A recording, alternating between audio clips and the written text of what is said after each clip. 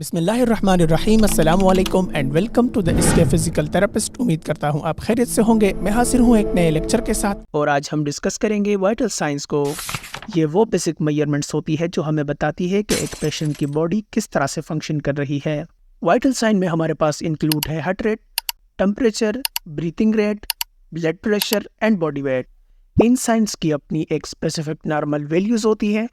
Patient assessment के दौरान इन values को देखा जाता है और नए रीडिंग्स करके उन वैल्यूज़ को इनके साथ कंपेयर किया जाता है।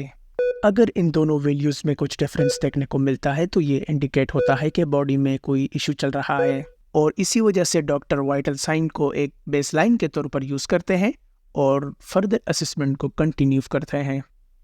तो चलिए अब चलते हैं और डिस्कस करते हैं वाइटल साइंस को और उनकी नॉर्मल वैल्यूज़ को। जैसे आप ये टेबल देख रहे हैं, इसमें ऊपर ये जो ब्लू कलर में लिखे हुए हैं ये वाइटल साइंस हैं, जिनमें respiratory rate, heart rate, diastolic blood pressure, systolic blood pressure, temperature, weight and kilogram and weight and LBS means pounds. यहाँ इस लेफ्ट साइड में देखें तो एज मेंशन है और उसके आगे इन वाइटल साइंस की नॉर्मल रेंजेस लिखी हुई है। सबसे पहले न्यू बॉर्न यानी अभी अभी जो बच्चा पैदा हुआ है उसकी नॉर्मल रेस्पिरेटरी रेट 30 to 50 पर मिनट होना चाहिए। हार्ट रेट की अगर बात करें तो ये 120 से लेकर 160 बीट्स पर मिनट होना चाहिए। डायस्टोलिक प्रेशर वेरी करता है जबकि systolic pressure 50 to 70 millimetre of mercury होना चाहिए। टेम्परेचर 97.7 डिग्री फ़ारेनहाइट और 36.5 डिग्री सेंटीग्रेड होना चाहिए। वेट 2 to 3 किलोग्राम होना चाहिए और पाउंड्स में 4.5 से लेकर 7 पाउंड्स होना चाहिए।